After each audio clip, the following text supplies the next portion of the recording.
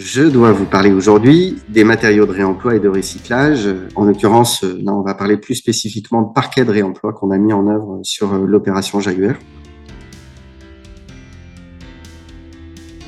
L'enjeu du recyclage des matériaux, c'est un enjeu qui est en cours d'émergence dans le monde du bâtiment, même si des gens comme Bellastock s'y intéressent depuis pas mal d'années maintenant. Alors bien sûr, c'est un enjeu en termes d'impact carbone. Quand vous réutilisez des matériaux déjà existants, que vous les réemployez, vous émettez moins de gaz à effet de serre que quand vous devez les produire initialement.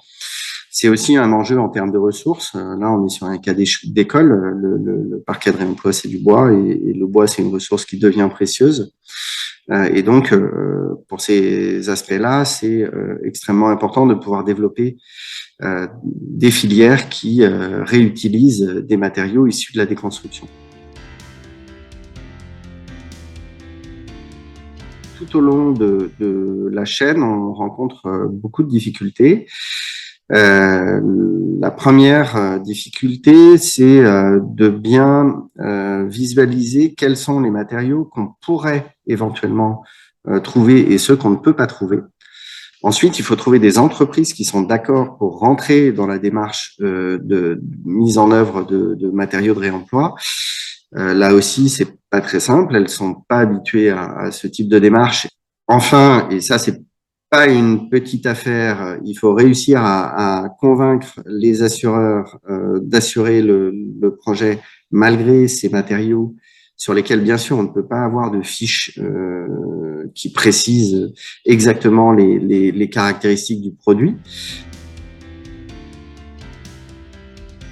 Et enfin, la mise en œuvre réserve tout le temps des surprises. Vous recevez un produit qui n'est pas un produit neuf et qui donc ne va pas être conforme à des standards classiques de mise en œuvre qu'il va falloir éventuellement retravailler, reponcer avant de pouvoir le reposer. Même si la dépose a été sélective et relativement bien faite, vous avez des lames qui arrivent dans des états variés. Et donc, la phase de mise en œuvre est aussi une bonne partie de l'aventure. Le dernier point, c'est qu'il faut une acceptation des clients sur le produit, qui par définition aura des défauts, aura des problématiques, mais qui donne un charme inégalable à une pièce neuve qui sinon serait fade et sans saveur.